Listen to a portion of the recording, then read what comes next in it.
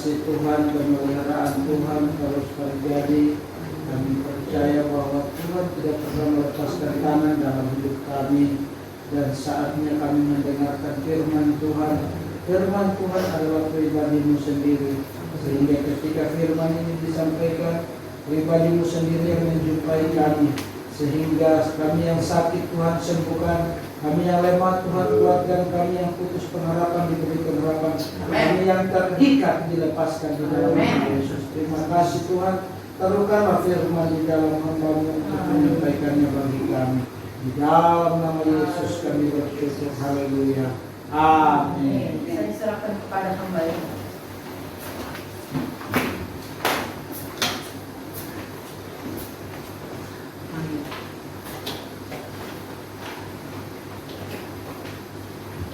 Shalom. Shalom. Puji Tuhan kalau saya di sini dapat kebaikan Tuhan. Amin. Amin.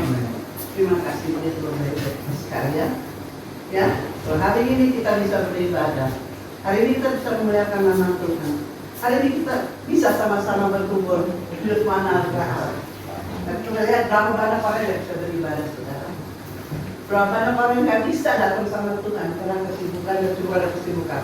Di hari ini, seberapa kita yang datang, seberapa kita ada di satu anugerah yang luar biasa buat kita. Ya, kita bisa menikmati kemurahan Tuhan, menikmati kebaikan Tuhan. Ya, hari pada pagi hari ini, ya maaf saya kalau saya ada terlambat, tetapi saya lihat dulu 9:05. Puji Tuhan, jadi kita sama-sama belajar firman Allah. Kalau tadi kita berbicara sama Tuhan, tadi kita yang memuji nama Tuhan, sekarang saatnya kita akan terima kebenaran firman Allah. Amin. Sama-sama kita belajar, sama-sama salam roh ke Bapak Pendeta, ya, sampai ketemu Pak, puji Tuhan. Hari ini ya sama-sama kita mau belajar. Kita baca di dalam 2 Korintus ya. 2 Korintus pasal yang ke-5 ayat yang ke-17.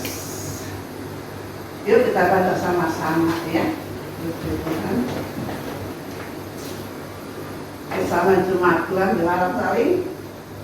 Mendahului, haleluya. 2 Korintus pasal 5:17 kita baca 3, 2, 1. Jadi siapa yang ada di dalam Kristus, ia adalah ciptaan baru. Yang lama sudah berlalu, sesungguhnya yang baru sudah datang. Ya, puji Tuhan, terima kasih. Saudara Tuhan dikasih Tuhan, kita ada ciptaan yang baru, amin. Jadi kita mulai terima Tuhan, kita mulai dibaptis, dan kita mulai mengenal apa itu kebenaran, dan kita ciptaan baru. Dan pada awalnya kita sudah diciptakan menurut gambar dan rupa Allah. Allah itu apa, saudara? Allah adalah kasih. Ya, kalau siapa hidup dalam kasih dan kebenaran, dia ada ciptaan yang baru. Ya, kalau siapa hidup dalam kebenaran, dia ada ciptaan baru. Hari ini kita mau belajar bagaimana menjadi ciptaan baru. Sesuatu yang baru pasti tetangga yang lama, ya Pak ya. Ya. Kalau kita mau beli baju baru atau sesuatu baru yang lama kita lepas dulu, ya Pak ya. Ya betul ya. Tapi kadang-kadang ada orang pakai baju lama berarti dan baju baru. Ya. Nah begitu dalam kehidupan kita sebagai anak-anak Tuhan. Ya. Kita sudah diciptakan yang baru. Kita sudah tinggalkan apa yang lama. Tapi seringkali kita masih pakai itu pakaian lama. Kita masih pakai itu sifat-sifat yang lama. Kita masih pakai itu apa yang Tuhan tidak kehendaki. Apa sih yang kita harus coba, saudara? Apa sih yang kita harus coba? Yang terbawa pikiran kita. Saudara itu dikasih Tuhan. Seringkali kita berpikir hal-hal yang negatif, ya. Seringkali kita lihat sama teman, oh kok dia begitu sih, saudara itu dikasih Tuhan. Dan kita orang kalau kita tunjuk sama orang, jika kita satu ke Tuhan. Nah itu adalah ciptaan yang lama. Kita belum berubah. Kita belum berubah saya, saudara. Kita belum berubah. Tapi ketika Tuhan mati buat kita dan kita bisa diubahkan, amin. Dan kalau kita bisa diubahkan oleh Tuhan, oh haleluya, puji Tuhan. Ya, kita menjadi ciptaan yang baru, kalau kita bisa berubah, ya, kita bisa diubahkan. Kita menjadi ciptaan baru, membawa perubahan. Ya. seperti ya apa pikiran kita, apa sih yang kita pikirkan, apa sih pola pikir kita. Coba tolong baca di dalam Matius 6 ayat 25, silakan Cici Angel. Matius 6 ayat 25 ambil kalau kecil. Matius 6 ayat 25, silakan Cici. Matius pasal 6 ayat yang ke-25.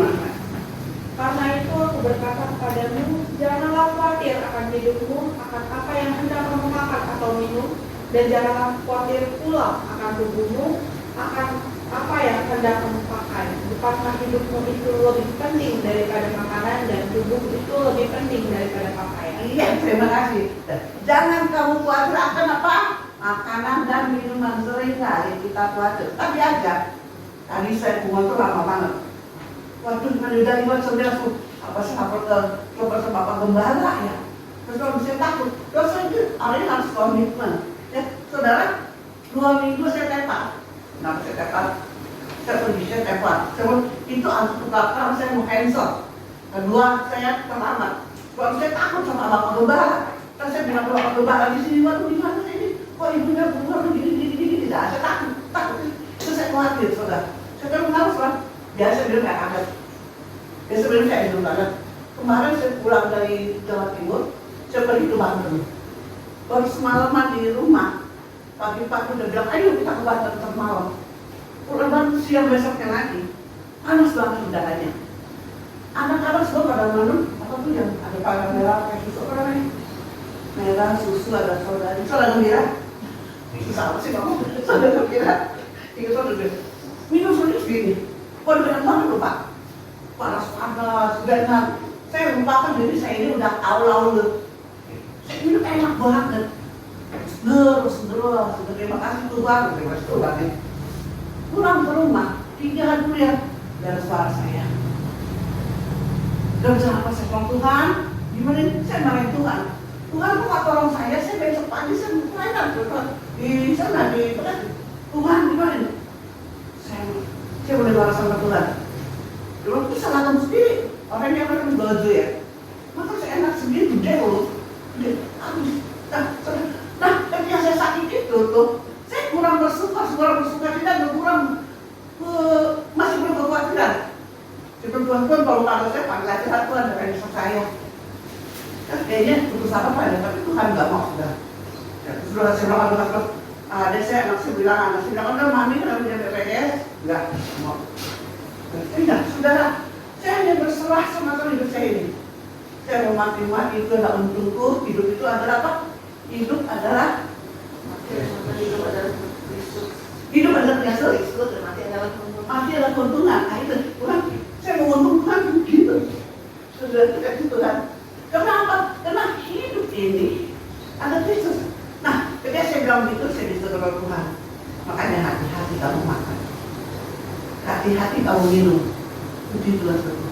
Dan Tuhan tolong saya. Nah, itu khawatir dalam makan, dalam minum takut. Apa yang dikhawatir? Ya, begitu Tuhan bukan saya. Khawatir masa depan. Gimana anak-anak kita? Gimana seperti kita ini? Gimana hidup saya? Banyak sekali kekhawatiran, saudara. Ada satu raja. Tapi orang ini hidupnya penuh dengan segala ketakutan. Nggak pernah bersyukur, maunya marah, maunya ambil mereka banyak ini, macam-macam. Saudara, waktu dia lihat pengen servisnya, nyanyi, Allahku luar biasa, tidak banyak itu, Allahku. Saya lihat, betul orang tua yang buat anak ya. Jadi servis kok, bisa nyanyi. Dia bilang sama guru lama, dan kenapa sih orang itu senang banget? Padahal dia orang susah. Padahal dia hidup aja senang-senang kan? Apa ini dalam hitungan 99 poin. Nah, apa tuh artinya? Bapak ini nggak masuk lagi 99 poin. Terus kata guru barang ini kata bindanya, kalau Pak Bang Dinda mau tahu, taruh di depan itu rumahnya 99 poin emas. Waktu si anak lagi studi dia, waktu studi keluar, dia lihat ada urusan. Wah, semua deh, ya itu. Sampai ada sebelumnya, minum deh. Dia nggak tahu dari mana ya. Dia nggak tahu berkat dari mana. Dia nggak pikir itu. Dia pikir satu kali itu. Ini kurang satu. Nah, Kadang-kadang kita ini orangnya nggak bersyukur. Dapat poin 90 masih kurang 1. Udah cukup, udah berkatnya masih ada lagi yang kurang. Udah punya rumah 1, pengen punya rumah 2. Udah punya mobil mewah, pengen punya Lamborghini. Nah, udah gini, dia khawatir, dia cari makan lagi, dia kurang bersyukur apa yang kasih sama kita, apa yang kasih sama dia. Nah, waktu dia sedang cari, beberapa hari dia cari, kiranya di mana? Ada kayaknya mau orang amat ya, kok nggak bersyukur ya? Kok kayaknya masih khawatir ya? Tanya sama Pak Ibrahim, gimana benar tahu tapi nggak masih ngerti, masih nggak mudah, masih awam gelap gitu. Nah, waktu ditanya pada sama Ibrahim, kenapa kamu sedih? Saya dapat uang dari 99 koma yang kurang 1, saya sedih hilang itu. Padahal kan pokoknya dia ya, itu kan milik dia ya. Nah, saya sedih sekali kita sampai dapat. Nah, itu gambar dari kita semua. Udah Tuhan kasih cukup, masih cari yang kurang. Udah Tuhan kasih banyak berkat, masih kurang. Kalau zaman dulu kata dapat duit, susah gitu kan? Ya enggak, dulu itu waktu belum ada MRT, kalau ada RF tuh baru ada komputeran, duit, susah. Itu zaman dulu, zaman apa di situ kayak gitu. Nah, karena dia khawatir, nggak ada sukacita dalam hidupnya. Dia berdoa pola, pikir kita ubah saudara. Ubah. Jangan bikin duit jadi susah hidupnya. Gimana ya? Jangan mikirin keadaan ini. Cari hidup dengan cari. Ya, tuh tadi kita ngobrol sama Brad. Iya Bu, hidup ini susah. Emang susah. Kalau kita hidup susah, kalau kita udah kaya, hidupnya tambah berat. Nah, saudaraku, kita diciptakan, apa tadi katanya? Kita diciptakan menjadi ciptaan yang baru. Ya, kita ubah pola pikir kita. Jangan khawatir dengan apapun juga. Cukup bila dengan apa yang ada pada saudara. Amin. Saudara, orang kaya bukan berarti kita punya kulit. Orang yang ada orang yang bisa memberi. Ya. Sudah kasih orang suka kita tuh. Ya Pak. Ya. Orang kaya banyak uang. Kalau kita memberi itu nggak bisa memberi, namanya miskin. Habis miskin hati nggak bisa memberi. Buat diri sendiri aja sama dia suruh itu. Nah, saudaraku, jangan yang pertama ya, jangan khawatir, jaga kata-kata kita. Kita percaya Tuhan cukup kita pada darah. Tuhan cukup kita kan. Tuhan biarkan kita berharap Tuhan cukupi. Ya puji Tuhan. Segala Tuhan tolong kita yang pertama selalu kasih Tuhan. Kita percaya segala perkara kita tanggung. Sudah kita keluarkan. Coba tahu tadi. Jadi 4:13. Kalau kita nggak khawatir, kita ubah kalau kita. Ya, kita nggak khawatir lagi. Ya, karena kita percaya ayat ini. Apa? Filipi 4:13. Filipi 4:13. Katakan. Segala perkara apa itu? Segala perkara dapat dilakukan dia yang memiliki kekuatan. Segala perkara itu apa perkara itu? Segala perkara itu apa? Perkara apa itu? Masalah, keuangan, apa lagi? Penyakit, itu masalah dapat ditanggung. Segala perkara dapat ditanggung. Itu kata Paulus sama orang yang di Filipi. Segala perkara sudah hebat nggak Tuhan kita? Dia tanggung segala masalah kita. Dia tanggung segala persoalan kita. Segala perkara bertanggung dan dia beri kita kekuatan. Makanya percaya firman Tuhan. Kalau baca firman Tuhan dengan hati. Terus apa? Suara kita terdengar dari kita sendiri, yaitu masuk dalam otak kita, yaitu masuk ke peredaran kita. Perkenalan kita dengan suara. Segala perkara dapat bertanggung dan dia kita kekuatan sudah. Kalau kita tak sampai hidup kita sama Tuhan lompat dari kita. Saya tinggal di kampung. Kalau saya serahkan seluruh kehidupan saya tidak pengaruh sama orang-orang sana. Segala perkara dapat Tuhan tanggung saudara. Apa perkara saudara? Apa misalnya saudara? Tuhan menanggung saudara-saudara. Saudara diciptakan hebat. Saudara diciptakan luar biasa oleh Tuhan. Saudara diciptakan dengan aneh dan ajaib ciptaan dari Tuhan. Puji Tuhan. Kalau sudah kita dengan ajaib, Tuhan tolong kita, Tuhan berkati kita, dan jangan takut. Makanya dengan Tuhan bilang begini sama kita, waktu dikasih Tuhan, Tuhan bilang sama kita, mari kita maksimalkan firman Tuhan. Karena kita tahu firman Tuhan itu hidup dan kuat. Makanya segala perkara dapat kita tanggung. Kemudian kasih takut ayatnya, terus tanggung kita, yang penting bagaimana hidup kita. Dia seperti orang Israel. Tinggal tersebut-sebut saudara. Gimana sih Pak? Musa saya udah enak di Mesir, saya mau keluar. Udah dikasih makanan, kasih roti tiap hari, mesti ada 1 meter, mesti tiap hari. Gak boleh lebih 2, kalau udah ada sahabat gak boleh 2. Ada yang bantu, ada yang tidak terkenal Allah. Dan mereka ambil 2 yang musuh. Saudara, pernah saya bilang, dosa itu ada cuma 2 macam, apa itu? Dosa itu apa? Yang pertama, kedua, dosa itu cuma 2 macam. Melakukan apa yang Tuhan tidak suruh, ya enggak? Melakukan apa yang Tuhan tidak suruh, yang Tuhan tidak perintahkan. Yang kedua, tidak melakukan apa yang Tuhan perintahkan. Itu cuma 2, susah kok. Melakukan apa yang Tuhan tidak perintahkan itu dosa. Tuhan nggak suruh makan buah, kok dimakan tuh buah. Tuhan nggak suruh apa lagi? Jangan bandel itu bandel, kok ngeyel. Karena takut Tuhan suruh beribadah kepadaku, tapi kita nggak beribadah. Itu dosa. Tuhan suruh lakukan kebaikan, kita melakukan itu, loh.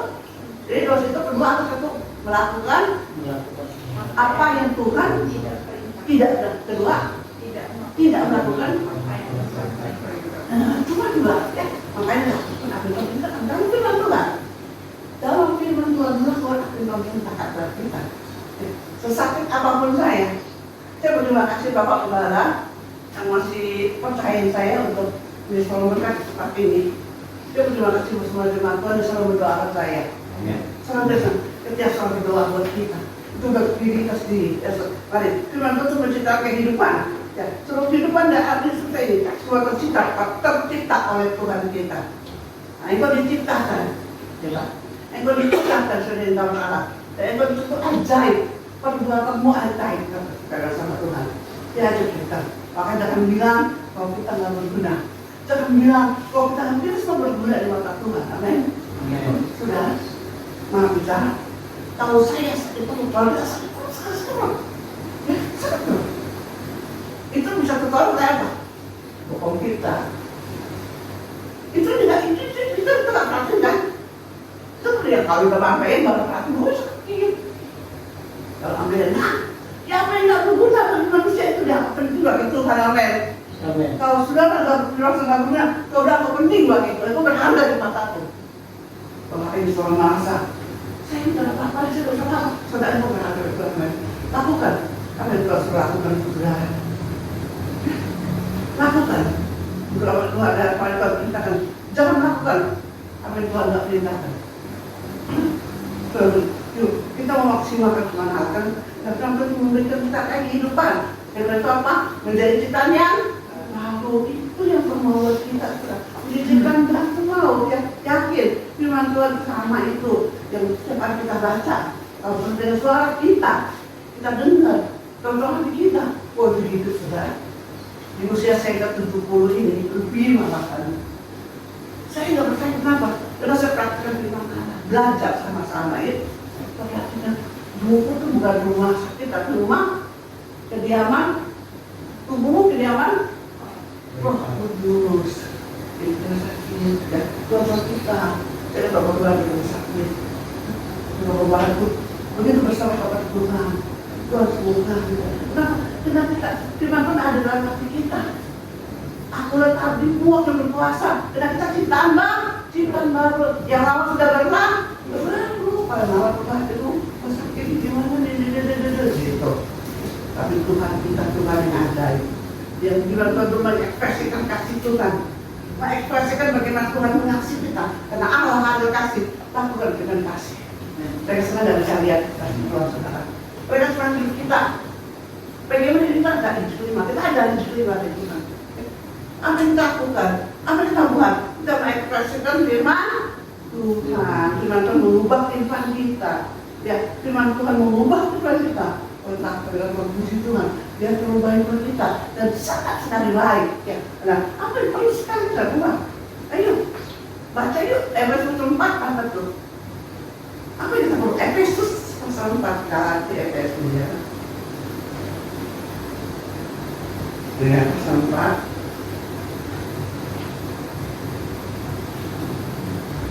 Ganti Efesus pasal 4 ayat yang kedua dan 3.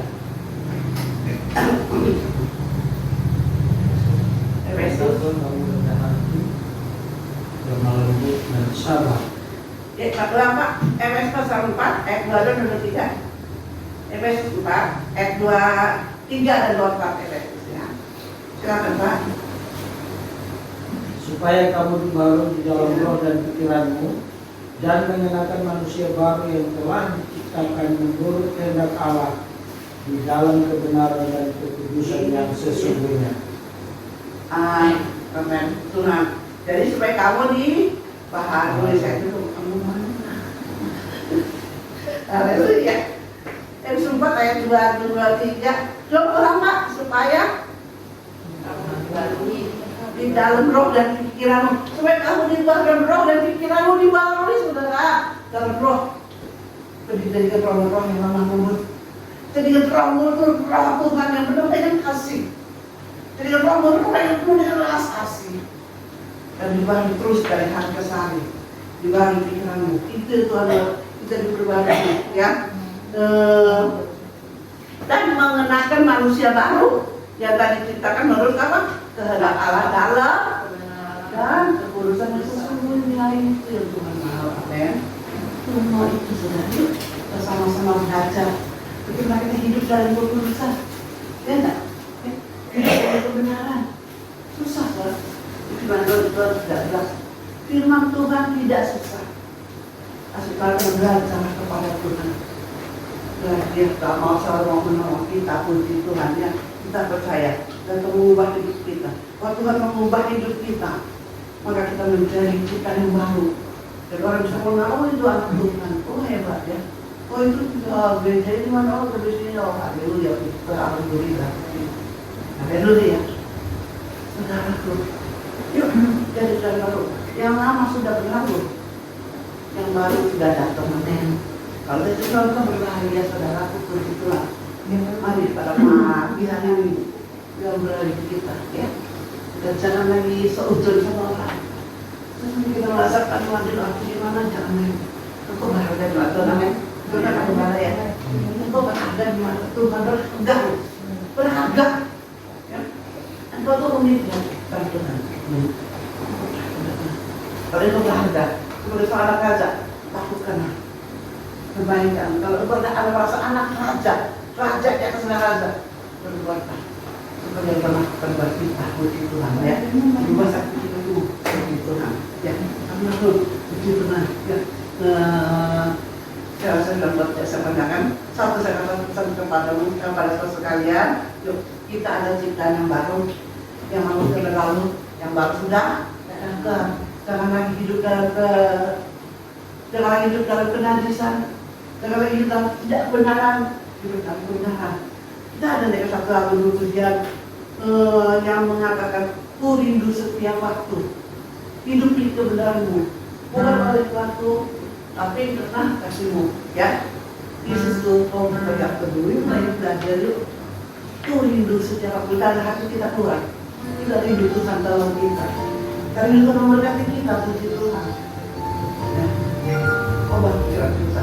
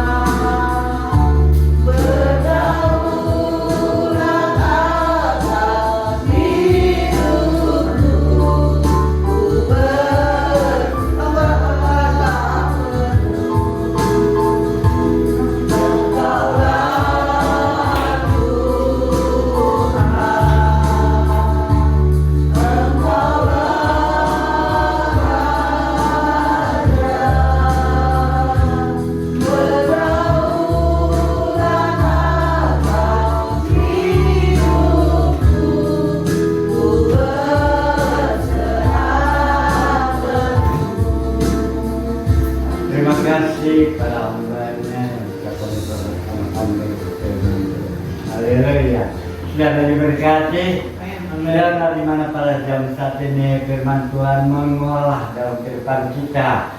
Kita adalah sebagai seorang pelayan, sebagai pelayan Tuhan. Itu selalu dikatakan jadi siapa yang ada di dalam Kristus, ia adalah ciptaan yang baru.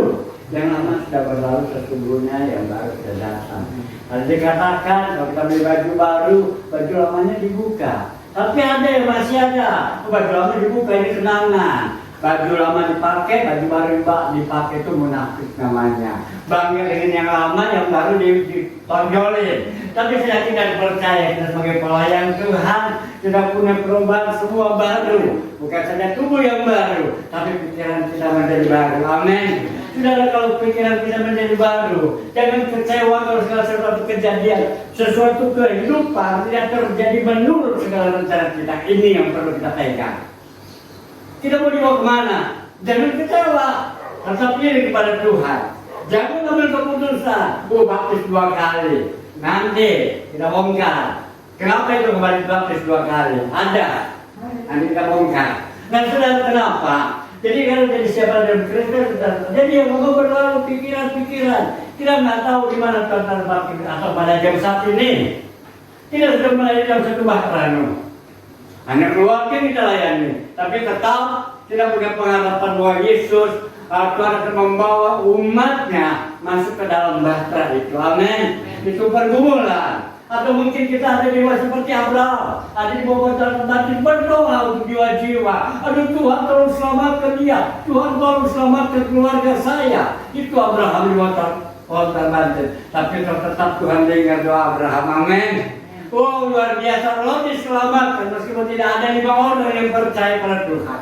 Tapi tetap lo diselamatkan. Atau mungkin kita seperti Yunus, tadi di bawah penjara, melihat itu kapan itu dinilai Tuhan bertobat dia, bertobat. Allah berubah kasih. Tapi meskipun demikian, Yunus juga mengalir.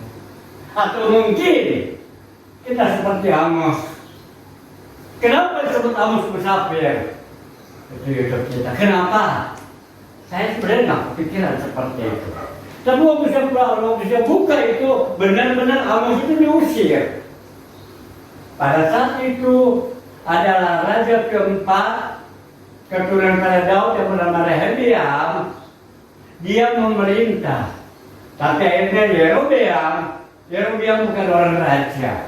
Tetapi dia dinubuatkan oleh salah satu nabi bahwa dia akan memerintah 10 suku. Itu sebabnya Salomo begitu marah, mau dibunuh dia lari ke Mesir. Tapi waktu dengar Salomo udah mati, Rehabiam menjadi raja, lalu orang mulai panggil dia dan dia jadi raja. Tapi akhirnya Yerobeam dengar hasutan Amos diusir. Apa barangkali kita seperti Amos? Tapi meskipun diusir, masih tetap memberitakan tentang kebenaran firman Tuhan. Amin. Sebagai kembali kita punya ciptaan yang baru. Saudara dan saya kita dipersiapkan supaya melalui kehidupan kita banyak jiwa dapat dimenangkan. Amin. Roma pasal 12 kedua dikatakan, dengan jalan di situ dikatakan, janganlah kamu menjadi serupa dengan dunia ini, tetapi berubahlah pembaruan budimu. Pembaruan akal kita, pembaruan kehidupan kita. Ini adalah sebagai umat Allah, sebagai pekerja Allah. Kita tidak usah malu ketika berkata kebenaran itu. Di dalam 2 Timotius itu dikatakan, sebab itu kita mau berubah.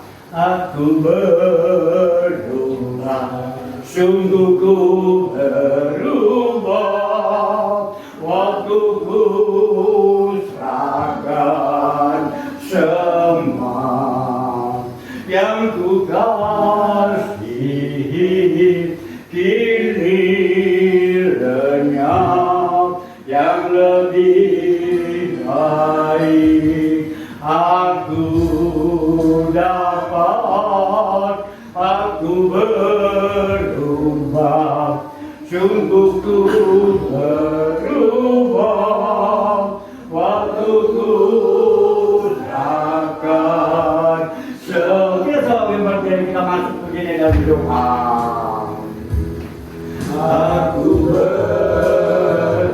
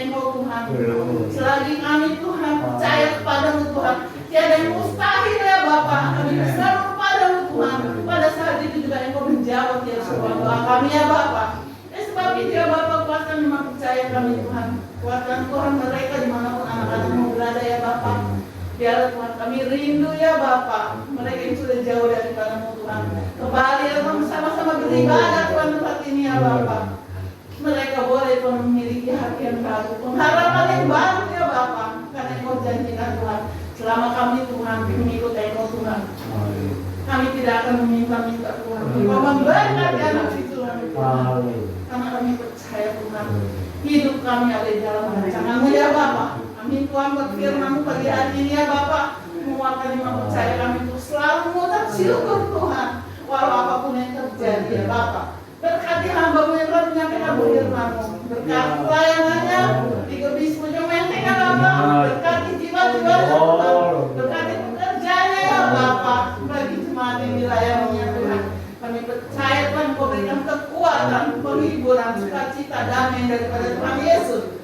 Biarlah Tuhan Yesus pada pagi hari ini ya Bapak, kami sudah berdoa juga mengucap syukur. Terima kasih Tuhan untuk kasih setia yang kami dalam hidup. Terima kasih Yesus untuk kebaikan-Mu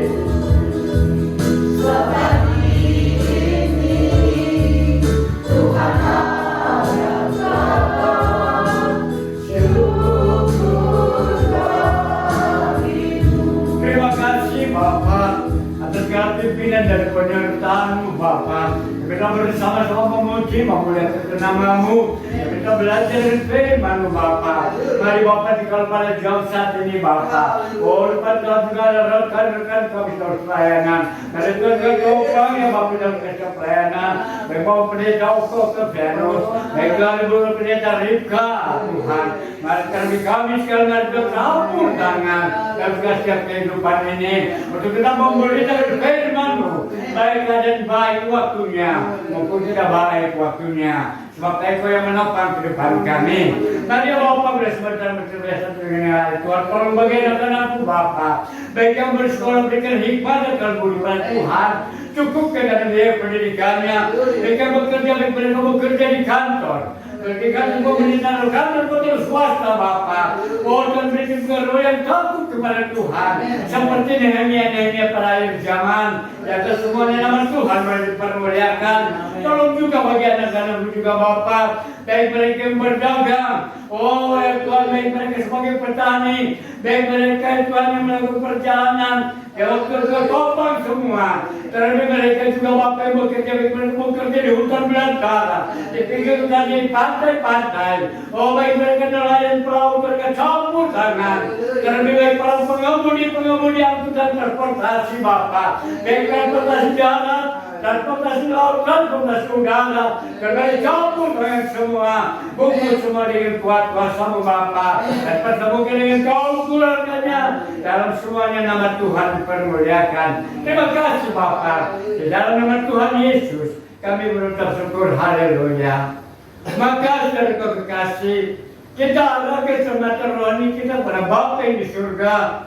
Sebab dari sana juga seluruh kehidupan kita menjadi terarah, dan dari sana juga segala berkat-berkat telah dicurahkan, dan biarlah kita pulang masing-masing. Kita pulang dengan segala berkat-berkat Allah Bapa. Damai sejahtera sukacita anugerah dari Tuhan Yesus Kristus, serta persekutuan penyertaan kuasa Roh Kudus menyertai seluruh kehidupan kita sampai kali datang Tuhan Yesus kali yang kedua. Dalam nama Tuhan Yesus, Bapa terima kasih.